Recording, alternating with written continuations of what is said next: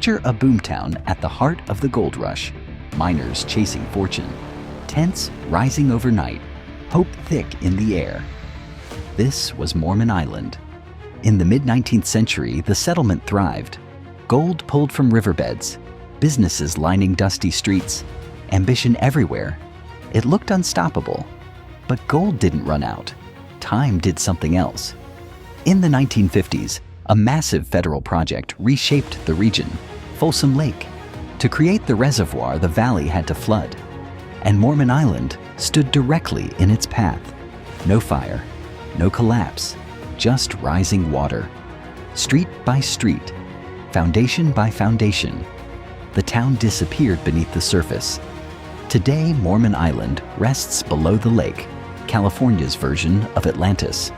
Most of the year, stone foundations lie hidden, dusty roads buried in silt. Invisible, curiosity never faded. Explorers have tried to rediscover it. Even advanced technology has been used. One search included American YouTuber and former NASA engineer Mark Rober. With a team and specialized equipment, an effort was made to locate the lost town. The full settlement remained elusive, but a submerged bridge structure, believed to be part of the original town, was identified, proof that it's still there, waiting. Then drought strikes, water levels drop, shorelines retreat, and the lake exhales. Walls reappear, stone outlines break through cracked earth. For a brief moment, the past stands exposed, ghosts made of rock and clay. Mormon Island isn't abandoned, it's submerged. A reminder that progress demands sacrifice, and that nature, given enough time, reclaims everything. Mormon Island, a town drowned by design and revealed only when the water chooses to remember.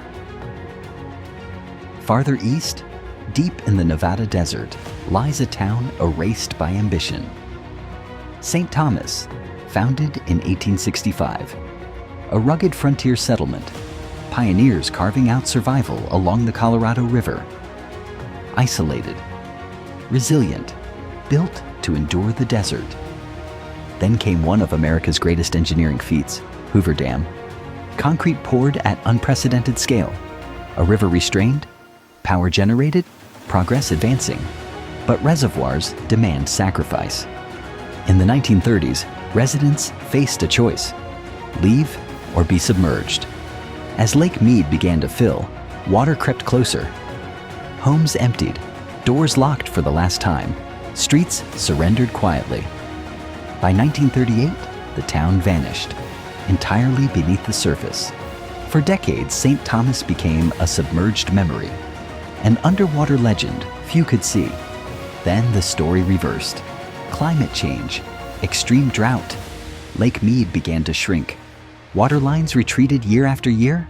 Stone walls resurfaced. Foundations emerged from mud. Structures once drowned now stand exposed. Dry, fractured, sun-scorched. Walking among the ruins feels disorienting. Not abandoned, not rebuilt, just returned. A past forced back into view. St. Thomas wasn't destroyed by fire or war. It was sacrificed for progress. And decades later, the desert gave it back. St. Thomas, Nevada, a town drowned by design and resurrected by drought. This is the literal definition of a ghost town, not because of spirits, but because the ground itself is alive. Centralia, a routine landfill fire. Small, manageable, until it slipped into an exposed coal seam beneath the town. And once coal ignites underground, it can burn for generations. The flames spread silently through abandoned mine tunnels, invisible, unstoppable. Instead of fading out, the fire grew. Sulfur hangs in the air, steam rises from the soil. Roads crack open, leaking heat from below. The earth feels unstable, because it is. The ground can collapse without warning. Backyards turned hazardous, basements filled with toxic gases. The town that once thrived on mining became poisoned by it. Eventually, federal authorities intervened. Properties were purchased, homes demolished, even the zip code was revoked. Centralia was on paper erased. What remains is fragmented. A stretch of graffiti-covered roadway, concrete painted over decay. Tourists arrive to witness the aftermath, cameras in hand, masks sometimes required. Yet a handful of residents refuse to leave, holding on. Defiant, choosing memory over safety, calling this unstable ground home. Centralia isn't haunted by the dead. It's haunted by consequence, an environmental disaster still burning, with no clear end in sight. Centralia, Pennsylvania, a town officially erased, but still smoldering beneath the surface. At first glance, this doesn't look like America. No glass skyscrapers, no gridlocked highways, just alpine facades and painted balconies. Welcome to Leavenworth. But this fairy tale setting wasn't always so picturesque. Leavenworth began as a struggling timber town, sawmills, rail lines, an economy tied to logging. When the industry declined, so did the town. Storefronts emptied, prospects faded. Then came an unusual solution. Instead of leaving, the town reinvented itself. Entire streets were redesigned to mirror a Bavarian village, timber-framed architecture, decorative murals, flower boxes hanging from carved balconies. Today, Leavenworth feels like a slice of Germany in the Pacific Northwest. Quaint specialty shops, bratwurst stands, and a lively Oktoberfest celebrated with full enthusiasm. Music spills into the streets. Visitors arrive year-round. No passport required. What began as economic desperation became a masterclass in collective imagination.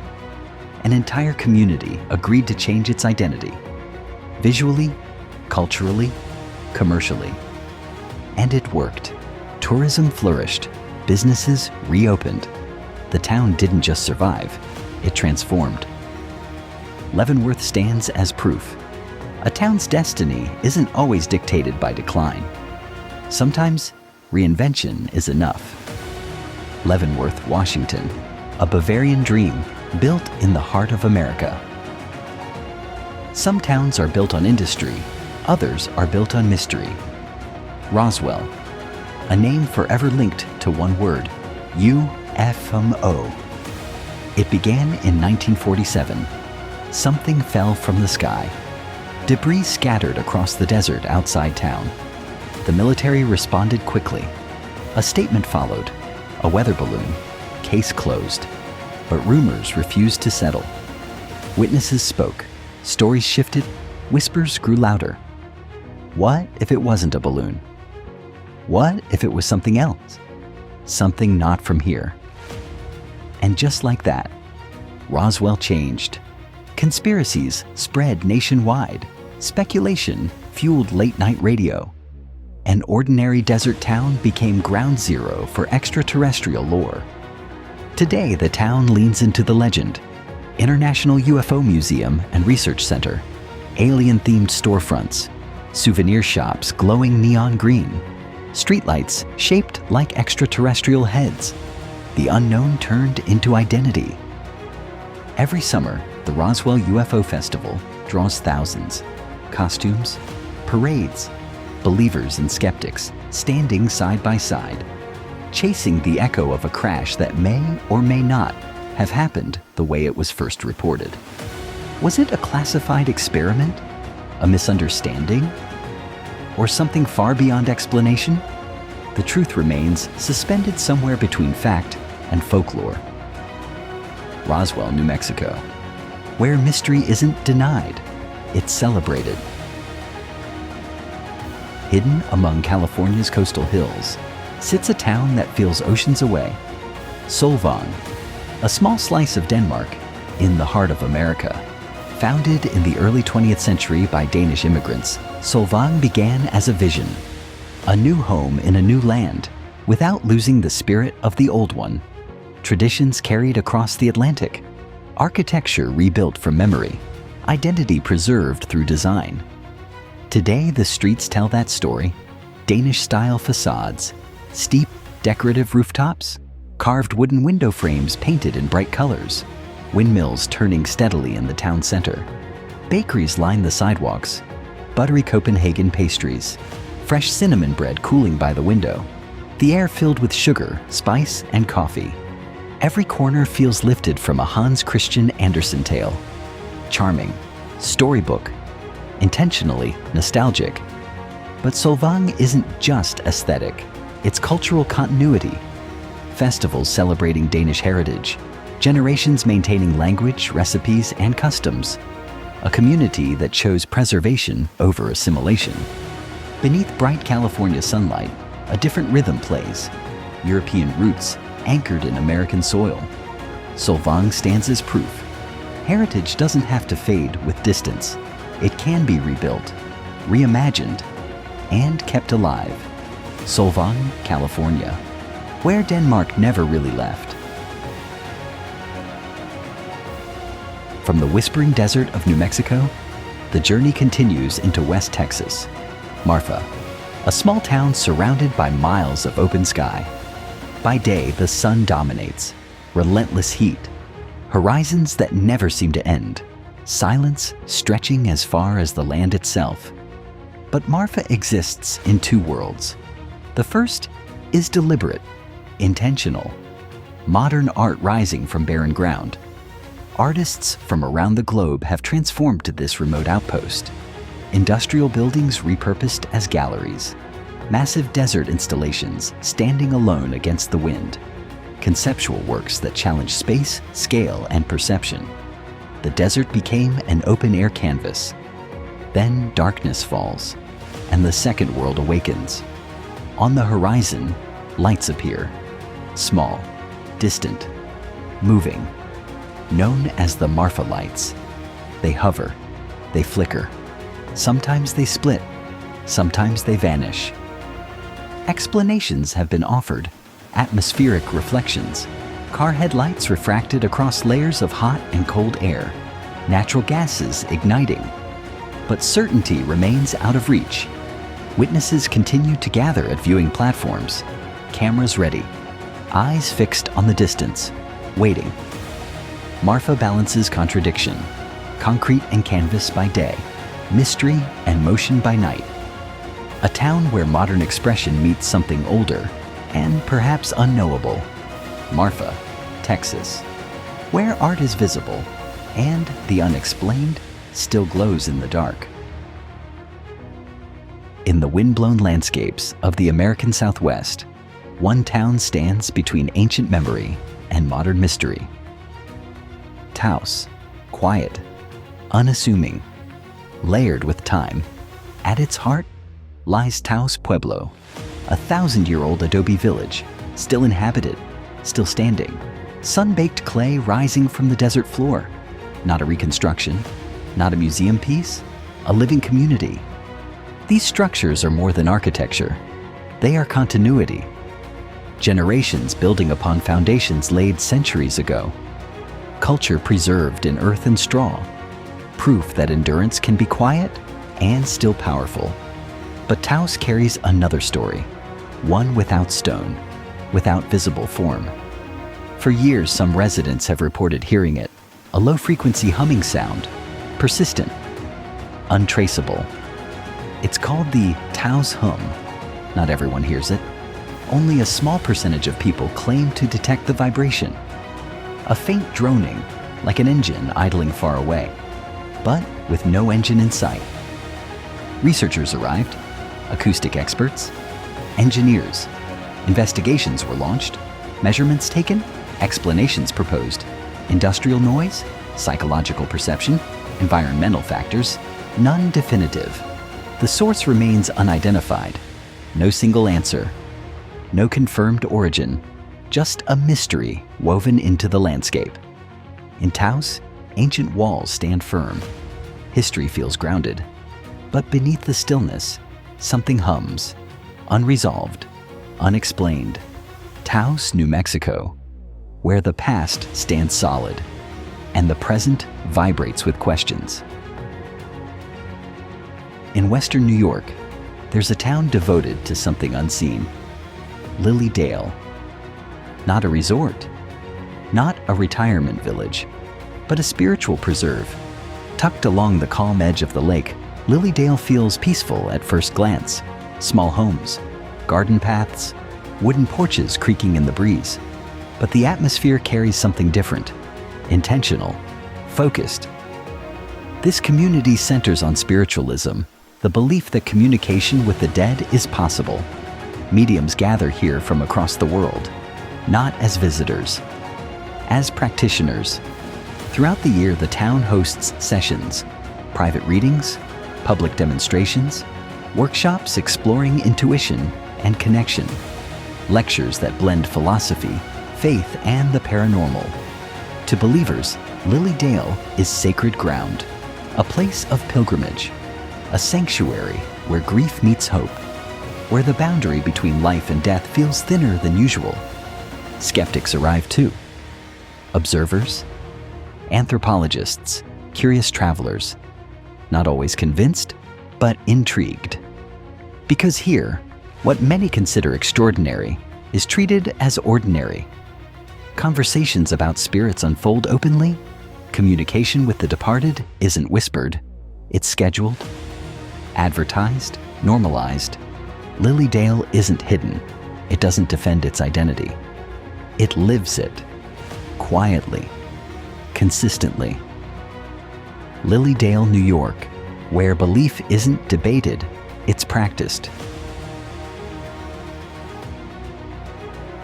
Some cities modernize, others preserve. Williamsburg stands as one of the most carefully restored historic cities in the United States.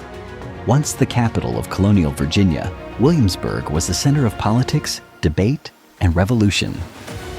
Ideas were shaped here, decisions made, history drafted in real time. Today, much of the city has been rebuilt and preserved as colonial Williamsburg, not a static exhibit, not a row of glass cases, but an immersive environment. Visitors walk through original buildings and detailed replicas. Blacksmiths hammer iron in open forges. Merchants measure fabric by candlelight. Costumed interpreters speak in 18th century dialect, portraying daily colonial life. This isn't observation, it's participation. Guests step into taverns, enter courtrooms, stand in the same rooms where debates once echoed. The goal isn't nostalgia, it's understanding. To feel the pace of life before electricity. To grasp the weight of decisions that shaped a nation. Williamsburg doesn't just display history, it stages it, recreates it, invites visitors to walk inside it. Williamsburg, Virginia, where the 18th century still breathes. Some towns are known for skylines, others for industry. This one is defined by what lies beneath, Colma, nicknamed the City of Souls. The story begins next door. San Francisco once outlawed new burials within city limits. Land was too valuable, space too scarce. The living needed room, so the dead were relocated. Colma became the destination, a quiet stretch of land transformed into sacred ground. Cemetery after cemetery expanded across the landscape, 17 in total. Sprawling, ordered, endless. Nearly 2 million people are buried here. 2 million. The living population, around 1,200. In Colma, the dead outnumber the living by a staggering margin. It's eerie, but it's also practical. A reflection of urban priorities. When cities grow upward and outward, something has to move. Even memory. Colma isn't abandoned. It has neighborhoods, shops, residents who go about daily life surrounded by history carved in stone. This town exists in the shadow of necessity. A place created not by accident, but by policy. A solution to overcrowding, turned into identity. Colma may be known as a city of the dead, but it stands as something more. A reminder that even in the most crowded regions, space is negotiated, and memory finds somewhere to rest. Colma, California, where silence speaks in numbers. In the quiet, flat expanse of Illinois, one town decided subtlety wasn't enough. Casey, a place built on one bold philosophy: bigger is better. This isn't about population size or political influence. It's about scale, visual scale. Casey reinvented itself as an open-air gallery of the extraordinary. Home to multiple structures certified by Guinness World Records, each one claiming the title of world's largest. A towering rocking chair, a colossal pitchfork piercing the sky, everyday objects reimagined on a monumental scale. At first glance, it feels playful, whimsical, almost absurd. But behind the spectacle lies strategy. Travelers passing through the Midwest need a reason to stop. Casey gave them one. A roadside curiosity transformed into identity. A small town carved into America's map of the weird and wonderful. These oversized installations aren't random. They're intentional landmarks, photo magnets, conversation starters, economic engines disguised as novelty. Casey proves reinvention doesn't require skyscrapers, just imagination and the courage to go big. Casey, Illinois, where small-town America thinks on a massive scale. In the wide heartland of America, between fields that seem to go on forever, sits a town with an unusual claim to fame: Cawker City. No towering skyline, no grand monuments, just something deceptively simple and impossibly large. The world's largest ball of twine. Not a replica, not a gimmick. A real growing monument built strand by strand. Twine layered over decades, wound tighter with every passing year. Travelers arrive from across the country, some curious, some nostalgic. Many seeking a slice of offbeat Americana. Each one invited to add their own strand, physically contributing to the legend. It's not just a roadside attraction, it's participation. A community project turned national curiosity. Craftsmanship in its most humble form. Cawker City doesn't compete with big city spectacle. It embraces simplicity, a symbol of patience, of persistence, of making something extraordinary from the ordinary. On Kansas highways where miles blur together, this stop breaks the monotony. Unexpected, quirky, memorable. Cawker City proves that identity doesn't have to be complex. Sometimes it's just one idea, wrapped tightly enough to hold an entire town together. Cawker City, Kansas, where small-town spirit is woven into legend. In the rugged landscape of Arizona, one small town refuses to fade into the background. Oatman, a living postcard from the Wild West. Once a booming gold mining town, Oatman thrived during the early 20th century. Prospectors flooded in. Fortunes were chased beneath desert rock, and when the gold slowed, so did the town. But it didn't disappear. It reinvented itself.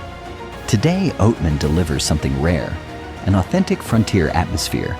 Dusty streets, historic storefronts, gunfight reenactments echoing between buildings. And then, the unexpected. Wild burros roam freely through town, stopping traffic, nudging tourists, posing for photos without hesitation. These animals are descendants of the donkeys once used by miners. When the boom ended, the burros stayed, adapting to the desert, claiming the streets as their own.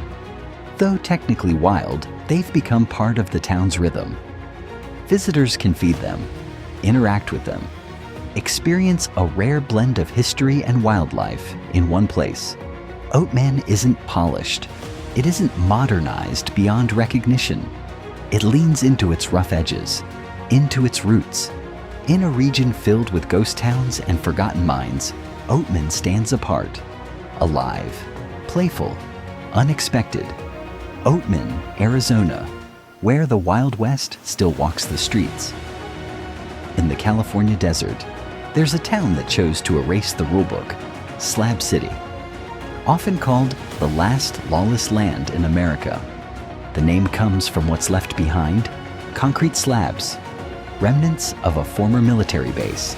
No formal streets, no zoning lines, just open desert and whoever claims a patch of it. Some describe it as a seasonal camp, a refuge for the homeless, a haven for artists, a landing zone for wanderers who never intended to land anywhere permanent. Organized anarchy in its purest form. There's no municipal electricity, no running water grid, no city council overseeing daily life, no traditional local government structure. Residents generate power themselves, haul in water, set their own boundaries, or ignore them completely. To outsiders, it looks chaotic, unstable, temporary. But to those who live here, it's freedom. A sanctuary off the grid. Then rising from the dust, Salvation Mountain. A massive folk art structure, built from adobe and straw, covered in thousands of gallons of paint, bright blues, blazing reds. A towering message centered on love. In a place defined by disorder, this monument stands deliberate, intentional, proof that even in lawlessness, meaning can be built. Among America's small towns, Slab City remains unmatched. Harsh climate, minimal infrastructure, maximum independence. Slab City, where survival becomes community and rules are optional.